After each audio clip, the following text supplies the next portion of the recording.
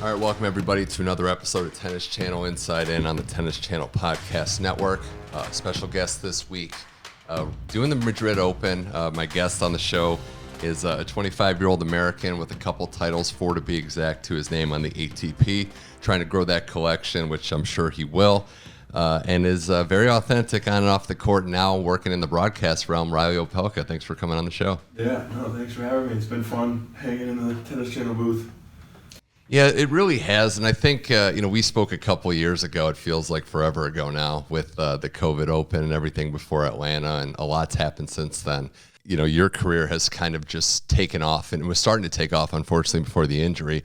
What's it been like starting with the TV side of things? How have you adjusted to life on the broadcasting realm? I've only done it for 4 days, so it hasn't been like a life adjustment at all.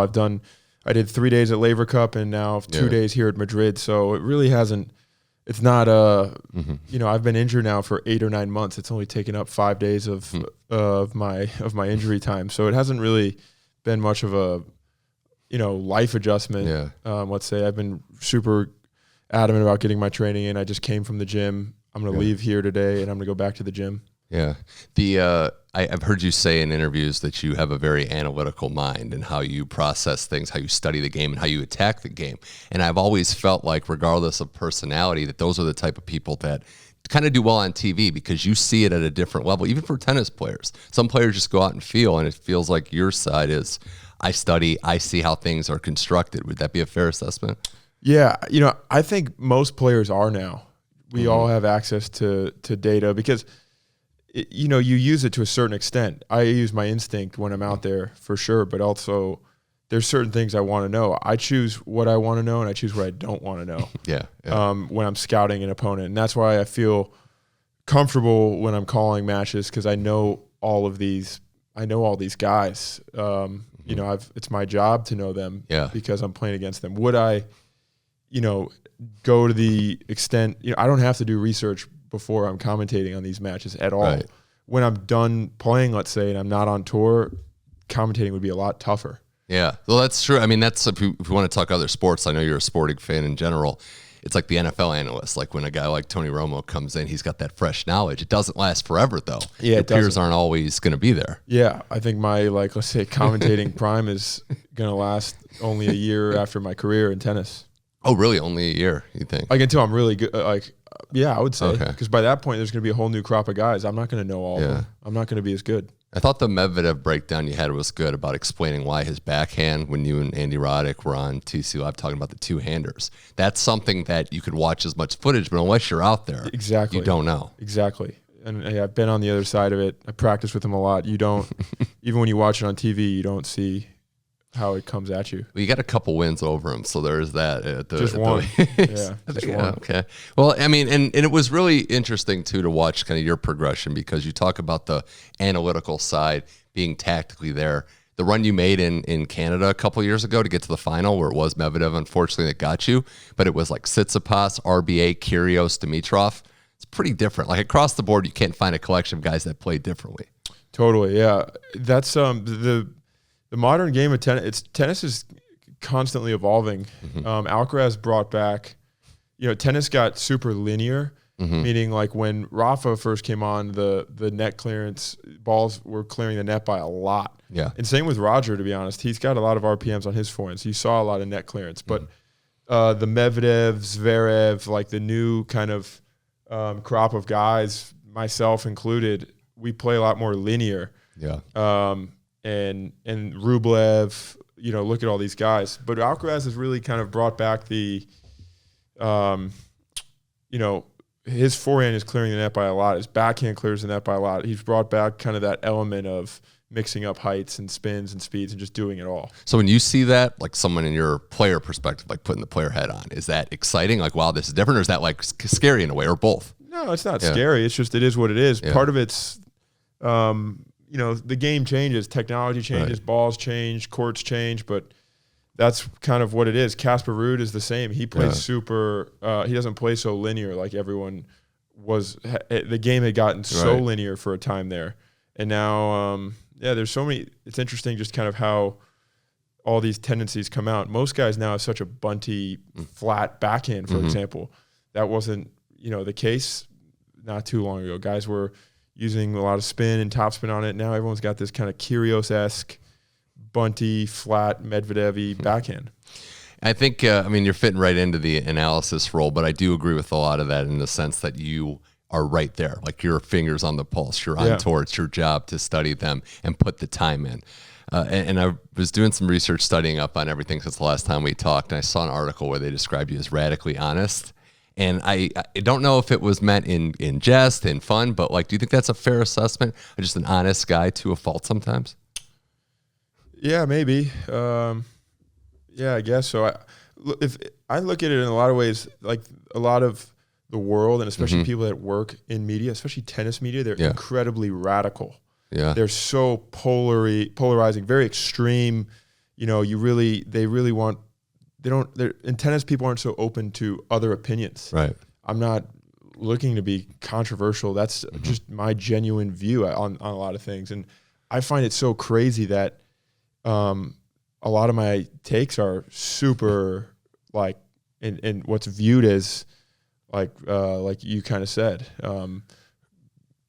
I think that was a compliment actually from how I think it was a nice way, a mild way to put it, because some of the things that I see of other people say about me is much more I think, harsh than that. It's very radical. I think having ideas is, it always was a good thing, and maybe it is. Tennis is not used to new ideas and change. And I found it interesting that, your crop of guys coming up have ideas. Like Tiafoe said, I would like to, see noise. Pagula with the trash talk debate earlier. And then Tommy Paul, even a couple of years ago, told me that he doesn't like how everyone has to be quiet at all times. It makes the sport look soft. Totally. And it's not like you have to agree with that, but I do think having a second opinion or a contrarian opinion should be fine. Of course. Yeah, I totally agree. And I think just nowadays, if you kind of, in the tennis media, if you aren't on the same agenda as what it really is, they don't accept you. It's a very old school mentality. They've tried to evolve and become more modern, I think, but I think it's actually been the opposite. I think it's very polarizing, very radical, and there's certain things. There's so much, I guess. There's so many biased people in media, in tennis, and journalism that is unfair. It's unfair. Even people call things out that they don't even realize, like Holger Rune, for example. Right. A lot of the players it's funny how people will rip him. In media, he's 19 years old and he's top 8 in the world. Yeah. And I'm a big believer that a lot of people's weaknesses are so closely intertwined with their strengths. Yeah. Holger is a very nice guy off the court. Most players would agree with that. He's super nice in the locker room, very friendly. On court, you kind of do what you got to do. If I were Holger, I'd make sure, for example, I wouldn't listen to a single thing the media says. I'm 19 years old. I'm one of the best tennis players on the planet. Yeah, and you can look at history of athletes, and maybe this is where tennis skewers away, where what got them to the dance is who they are. So if you change that, it could lose that. And then you brought up Holger. It's a great point. The stuff with Stan, it was a perfect encapsulation to me of they had a moment on the court. Yeah. They're practicing together a couple weeks later. It's just heated athleticism. That's how it is. Yeah. And the one thing I even appreciate a lot about Stan is it just kind of shows you the guy Stan is. He's a straight up guy. He's not going to, I always have a problem with people when they act one way to you and then they do something else behind your back, right? That's kind of how the world is. I totally respect Stan saying, discussing with him at the net, and then I even respect him more that they're practicing. That's just, people don't realize there's a life behind the scenes outside the lines that you see, contrary to like Bouchard, for example, the other day. Okay. Yeah. She shook the Yastrzemska match.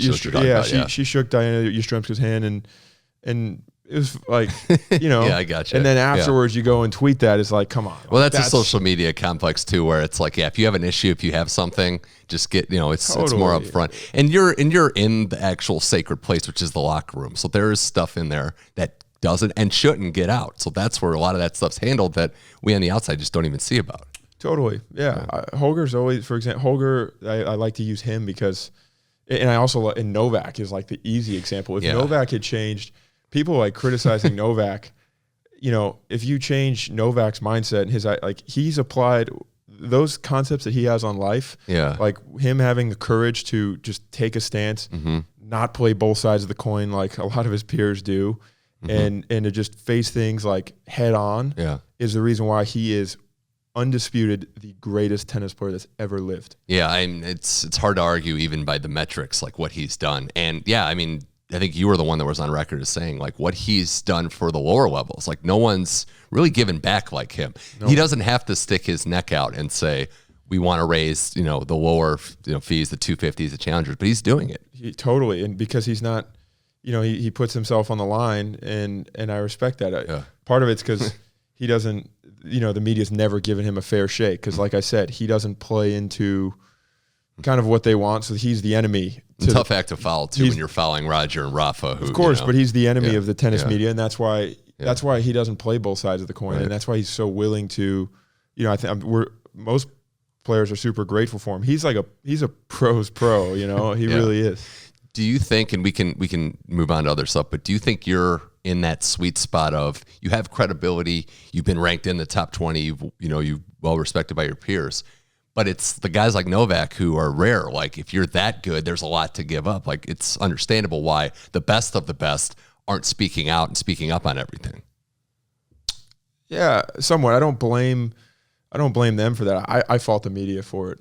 Entirely. I don't fault the players for it at all.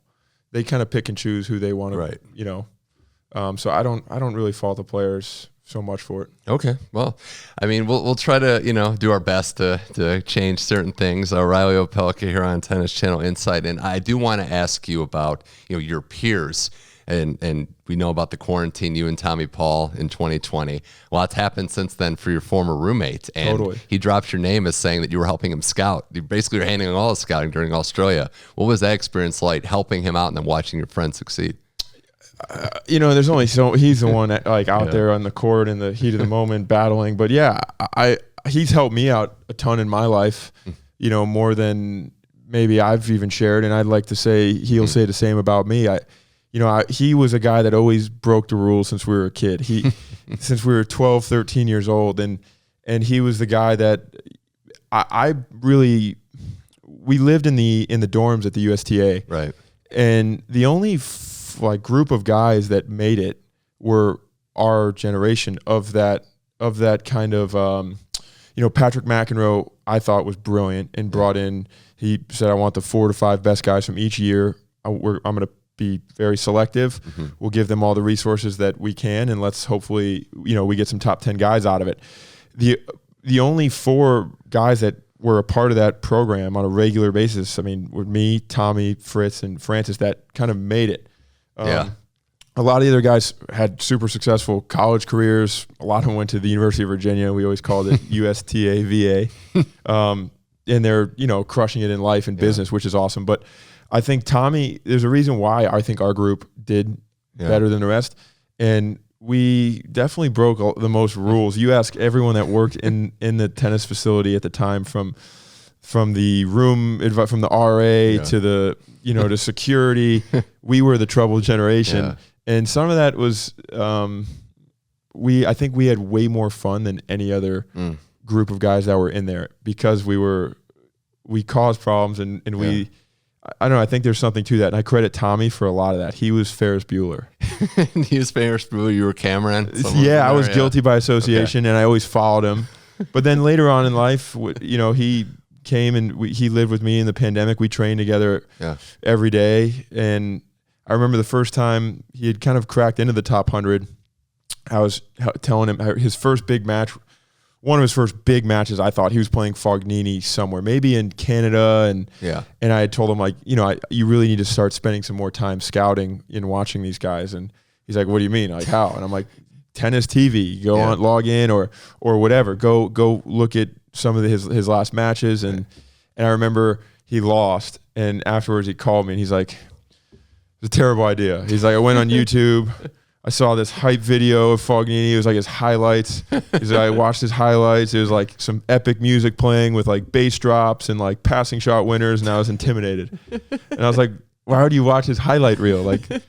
And we always kind of joke about that. But Tommy's really progressed. He's he's a different person now. I mean, your class, the 4 names you said, I mean, you guys have just taken, like, it's not even close to other eras. And there's been some great talented eras and birth years, but you made kind of waves when you were the first one to really say, like, we got the depth, we don't have the world beaters. Like, it's getting closer now. Like, you got top 10, top 15 guys all, so it might be time to revise that. Somewhat. I don't think we have a guy that can beat Alcaraz.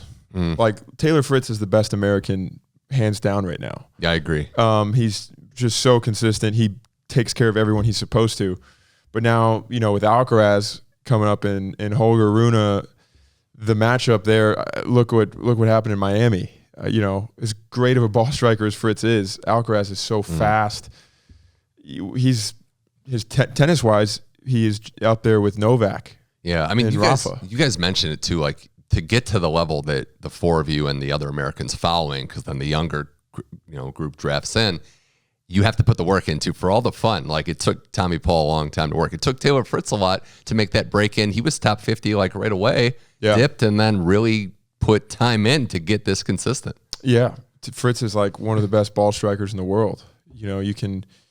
He defies science in tennis in so many ways. He uses a super light racket. He strings it crazy tight, like 60 pounds, which I think the tour average is below 48. So that's like extremely tight, extremely light racket.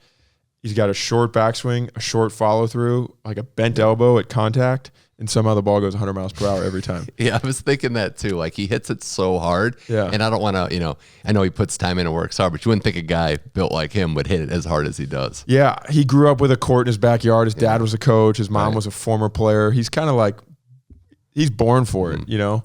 And then France, the thing that I love about like this generation of American tennis is how, like, you have so many great players in the top 100, and all of them play a different style. 100%. And that's one thing I always admired about the Spaniards. You had Feliciano Lopez, who was chipping and serving and volleying. You had Rafa, who was, you know, whatever you want to classify Rafa's style of play. People say he's offensive, you know, all the time, and I don't care what people say. But then you had Bautista Agut, completely different, hitting the ball so flat. Ferrer, one of the biggest forehands in the world, but also a grinder, a scrapper, like so many different styles. And that's what I like about the current generation of American tennis. You know, I'm a server. Tommy is an all-around, all-court player. Foe is an all-court player with like tons of great trick shots and drop shots. Fritz is just a pure, like, you know, gunman out there. It's just fire, fire, fire. There's so many different styles. It's really exciting to see in your generation just getting going to reaching those peak years coming up. So it's going to be fun, and it is great that it's not like built in a factory, like everyone can play different. I want to get to some of the personal stuff because you're, you know, the, as self-described, tallest collector of art in the world, and youngest maybe.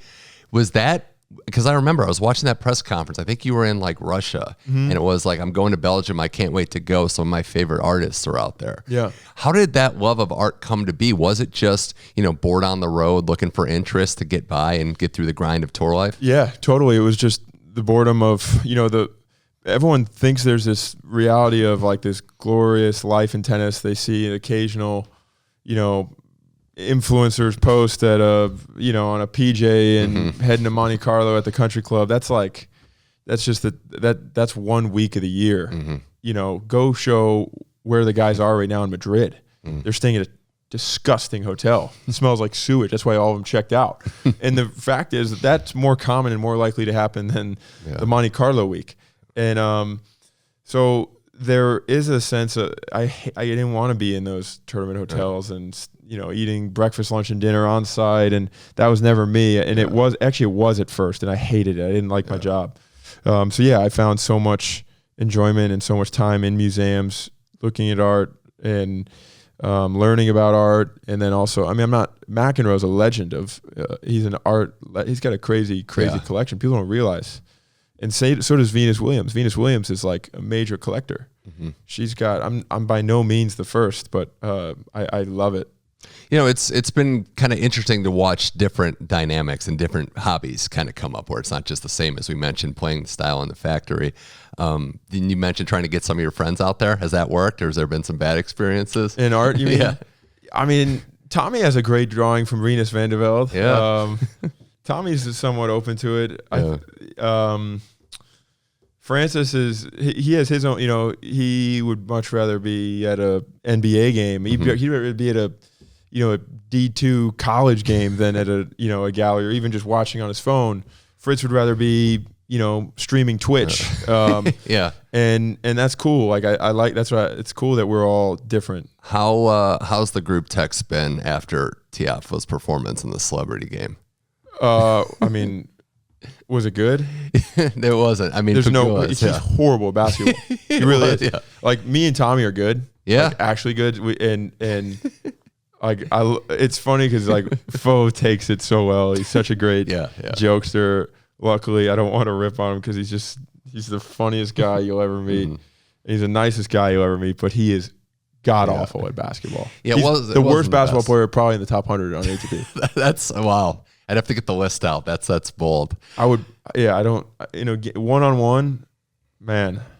Do you feel like tennis has opened up some doors for you to not only, I mean, I know that there's the grind of tour life, but you mentioned the art collection, going to Paris Fashion Week, meeting a guy like Machine Gun Kelly. I saw that post. I knew him before then. Yeah. Oh, okay. Yeah. I met Kells in like 2018. Yeah. But yeah, I mean, Fashion Week was cool in Paris. I went in Milan for the Prada show.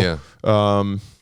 Again, even then, like that just shows you how lame like tennis media is. You realize how stupid some of these people look, saying like they're like making fun of me all the time for how I look and how I'm dressed. But it's like, I'm literally wearing Prada.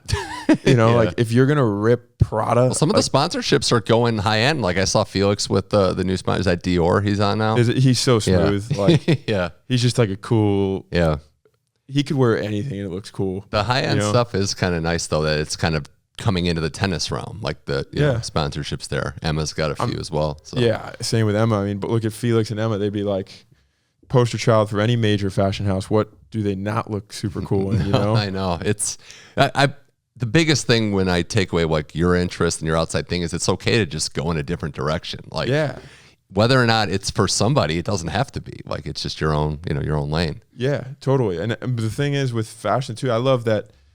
I like the freedom of not having like, just being able to go to a ton of different shows. You're a great artist. A lot of the great creative directors are artists. Like one of my favorite creative directors ever is a guy named Chris Van Asche. Yeah. And he was creative director of Dior for 11 or 12 years, and then creative director of Berluti. And I consider myself somewhat of a middle America kid. I was born in Michigan. Mm-hmm. The town I grew up in North Florida is like kind of out in the boonies. Like Palm Coast is not known for its culture by any means. It's way out. It's like Italians, like we're going to Olive Garden tonight. One of those. It is. I mean, that's like that was one of the first restaurants in Palm Coast. Like one of the first chain restaurants. It was literally like Olive Garden. Yeah. And like what kids did there on weekends was like go to Walmart.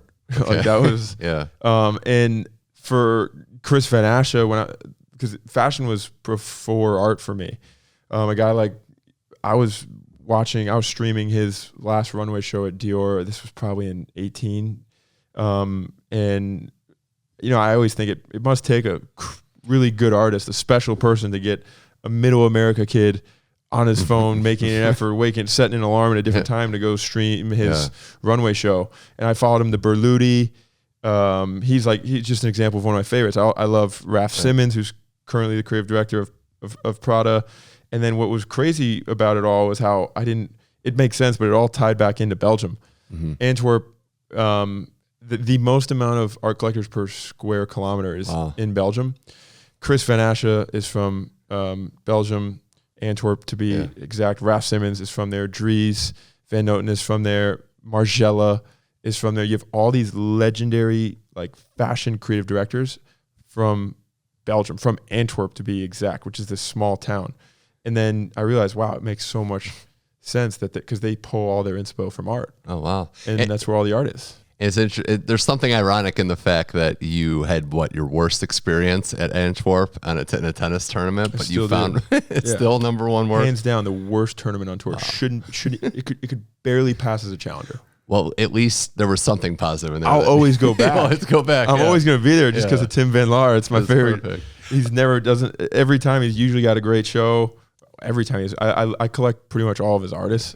I'm somewhat biased. Yeah. but I found Tim before he found me, if that makes sense. Okay. Yeah, So, you're like, you discovered a band that kind of blew up. Yeah, this is not one bit transactional. Yeah. It's really, it was super authentic. I discovered Tim. He awesome. loves tennis. He knew of me, but I found Rinus van der Velde. That was my first email to Tim. I inquired about it. He did a colored pencil drawing of a tennis court that I loved.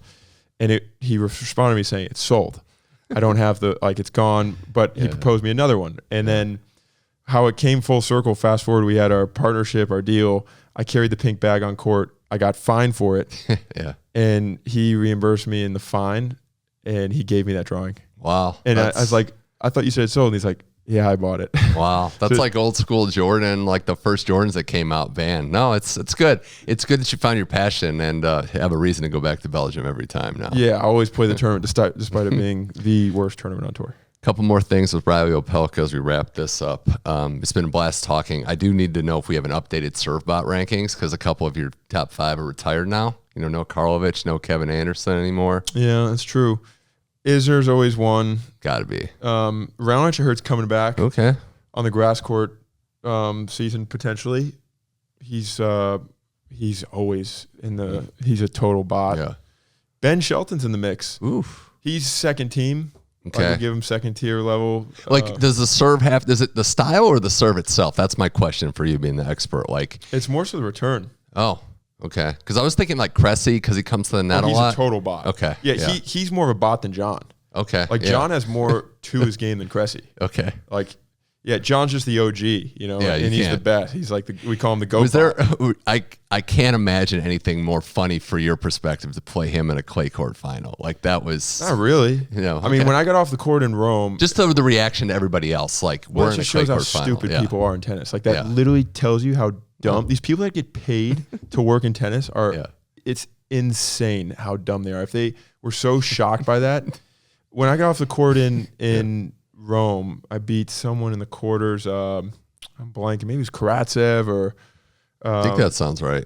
Yeah, and I made semis. I'm playing Rafa, and right away they're like, "Wow, do you know when I knew it was kind of a trick question. Who's the last American to make semis of Rome?" I'm like, "Easy, Isner for sure." Isner's made semis of almost every tournament. Yeah, and he talks about how much he loves serving at this one, Madrid. Like it's one of his favorite places when he plays to serve. And I think he's done semis of Madrid before. It is just lazy to just assume that big guy server can't. It's ridiculous. John's won Houston however many times. I've had a lot of big wins on clay. I mean, despite what people think, again that shows how stupid people this is their job. Like they work in tennis. Yeah, and they don't know that. Like that's shocking to them. Well, I think going forward and kind of you're going to come back to play and it's going to be exciting to see out there. I think the biggest thing too is you're still somebody that people don't like. They fear that they don't want to play. And that's a good position to be in. Like, it's going to take time to get back to the level that you want, but you're still a matchup problem, so to speak, for a lot of these players. Yeah, no, I am. It's not a great position to be in, to be a dangerous player. Because when you're dangerous, it means you're a floater in the draw, which means you're not top 32 in the world. So I go by the rankings so much. Yeah. When people are discussing this guy, he's I don't know. I can give so many examples of players who are like, he's dangerous. Yeah. As a wild card, this guy's dangerous. He's 140 in the world for a reason. I'm a huge the rankings. You told me the last time that no one deserves a wild card. Like no one deserves a wild card ever. Yeah. The rankings don't lie. Right. And I'm a huge believer in that. Someone could be like, this guy, but he's been injured or he was a former great player. He's 100 and whatever, 110 in the world. He needs a wild card for a reason. He is the 110th best player in the world. Yeah, I agree with you there. I do think it's good for everybody that the better players get higher ranked. Like nobody wants to see certain players, but it's the rankings are you are what your record says you are. The old Bill Parcells quote. Well, it's great to have you here at Tennis Channel. It sounds like you're still very connected in the game, and look, it's good to pull the curtain back on your perspective on things because a lot of times people will just read a statement out of context or have an assumption. Everything is out of context. That's why everything. I actually find a lot of my stances is not so radical. No, it's not. And you see these things. You see these like how people quote me and put it out there. It's like it's crazy. Yeah. Well, this was fun. Reilly Opelka, huge thanks for coming on. Hope this was a good experience. We went with the A show. We were just going to do Doubles Talk was the B show, but I just threw that out. Doubles Talk was the B show. Yeah, so none of that. But Reilly, best of luck with everything. Glad to have you at TC. Thanks for coming on Tennis Channel Inside In.